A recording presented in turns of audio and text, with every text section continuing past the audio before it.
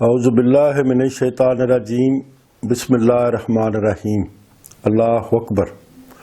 अस्सलाम वालेकुम नाज़रीन।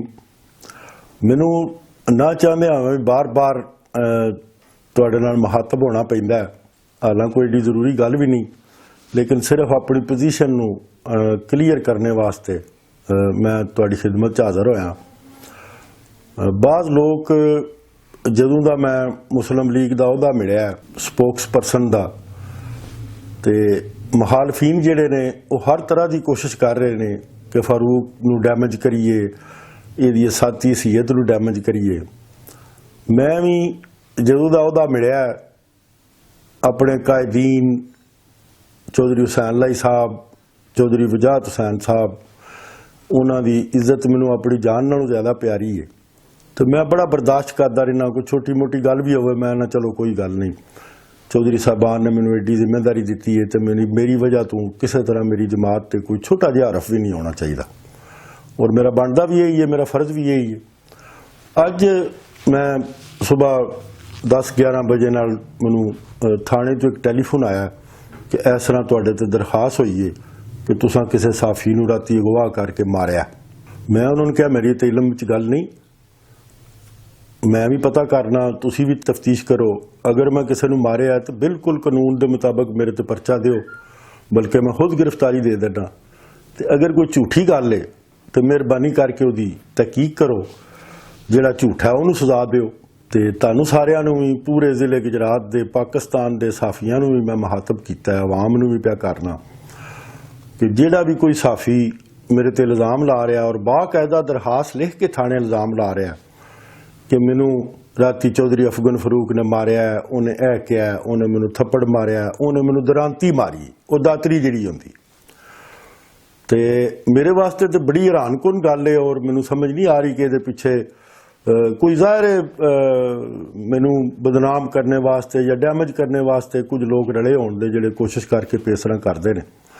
मैं इंतहाई जिम्मेदारी नाल कहना कि अगर किसी साफी नूं मैं चंड भी मारी होवे, गाल भी कड्डी होवे, ओए कीती होवे, पिछला 1 महीने तो उस बंदे नूं मैं किधरे वेख्या होवे, या मैं उहदे नाल कोई किसी किस्म की मेरी बहस मुबासा होया सिवाय एक रिटन मैसेज तो जिहड़ा कमेंट्स करते हैं उहदी पोस्ट ते उहदे तो इलावा मैं अगर किसी तरह इस मामले च मुलवस होवां, या मैं इनू मारिया होवे या चुक्या होवे या गवाह किया होवे या बंदे बंदूकां वाले लैके इहदे घर गया होवां, मैं जनाब 1 करोड़ रुपया उहदा जुर्माना हरजाना भी दियां दा, और सारे जिले गुजरात के साफियां को बह के माफ़ी भी मंगा। साफत एक बड़ा मोहतरम पेशा है, मैं इन्हां दी बड़ी इज्जत करना, मैं तो इन्हां दे इतफाक वास्ते बड़ियां कोशिशां कीतियां ने। ते अजकल साडे पाकिस्तान की सियासत वैसे ही कोई तशद्दद दा अंसर शामिल हो रहा है और बड़े बड़े बेइज्जते काम हो रहे हैं, तो यह भी उन्हां चों एक होना है। मैं जिहड़े इहदे पिछे लोग ने उन्हां नूं रिक्वेस्ट करना कि अगर कोई किसी नाल लड़ना झगड़ना जे तो उहदे सामने आके लड़ झगड़ लो। इस तरह दी छोटिया छोटिया गल्लां, मारिया किसे, परचा किसे ते दवाना, मेरा नहीं ख्याल कोई मुनासिब गल होवे। ते मैं फिर पूरी जिम्मेदारी नाल कहना कि पूरे गुजरात दे साफी जाती तौर पर तहकीक कर लो, और किसी को करवा लो, महकमा पुलिस को करवा लो, खुद कर लो। अगर मैं बलाल नूं 1 थप्पड़ मारिया होवे या आमना सामने मेरा उहदा होया होवे, तो मैं बिल्कुल जिम्मेदारी नाल पे कहना कि मैं 1 करोड़ रुपया जुर्माना और जिहड़ी सज़ा मैनू आखो दे परचा भी मैं भुगतण वास्ते तैयार हाँ। मैं कोई अपनी सफाई नहीं दे रहा, ना मैनू कोई दी जरूरत है।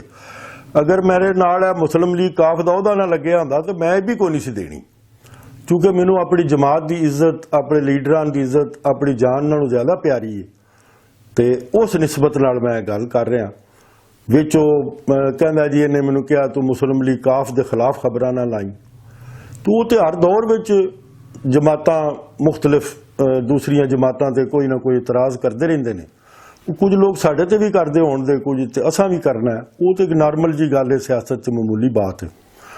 लेकिन यह जो कुछ बनाया है या जो कुछ होया है, यह यकीन करो मेरी अपनी अकल समझ तो बाहर।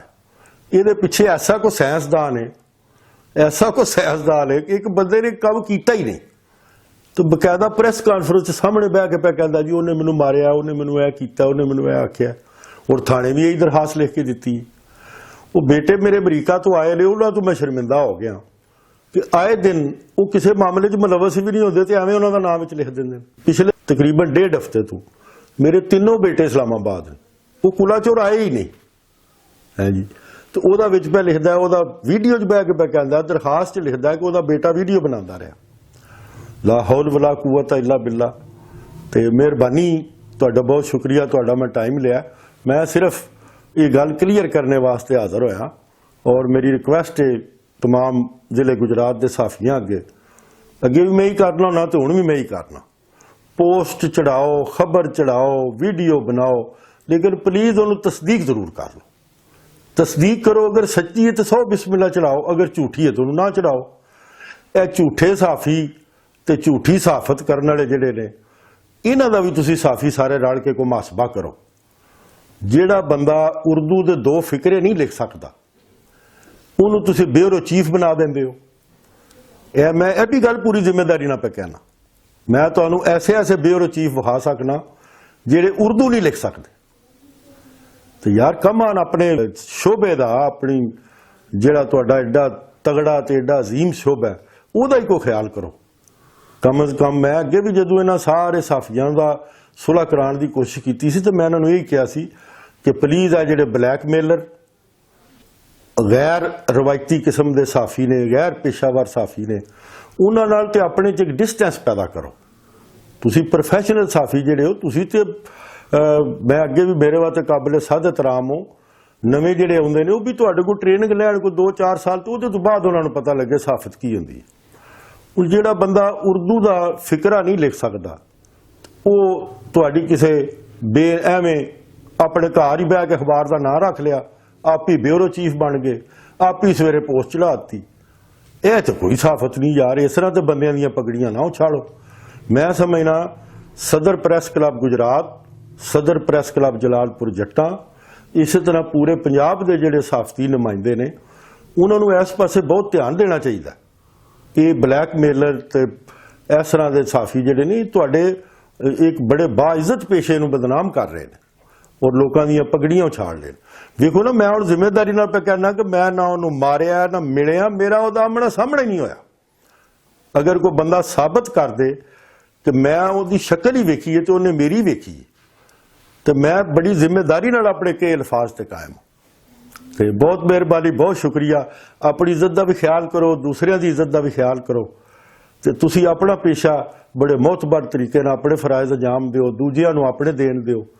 ਇਹ ਜਿਹੜੇ ਬੰਦੇ ਬਾਲਟੀ ਤੇ ਤੇਲ ਪਾਉਂਦੇ ਨੇ, ਇਹਨਾਂ ਨੂੰ ਵੀ ਕੋਈ ਖਿਆਲ ਕਰਨਾ ਚਾਹੀਦਾ। ਇਹ ਤਾਲੀਮ ਤੇ ਕਲਮ ਇਸ ਗੱਲੇ ਤੁਹਾਡੇ ਹੱਥ 'ਚ ਆਇਆ ਕਿ ਤੁਸੀਂ ਦੂਸਰੇ ਲੋਕਾਂ ਨਾਲ ਇਸ ਤਰ੍ਹਾਂ ਕਰੋ, ਤੇ ਪਲੀਜ਼ ਨਾ ਕਰੋ। ਅਗਰ ਸੱਚੀ ਗੱਲ ਹੈ ਤਾਂ ਉਹਨੂੰ ਜ਼ਰੂਰ ਕਰੋ, ਉਹਦੀ ਮਦਦ ਵੀ ਕਰੋ, ਸਾਰਾ ਕੁਝ ਕਰੋ। ਅਗਰ ਝੂਠੀ ਹੈ ਤਾਂ ਪਲੀਜ਼ ਉਹਨੂੰ ਜ਼ਿਆਦਾ ਹਵਾ ਨਾ ਦਿਓ।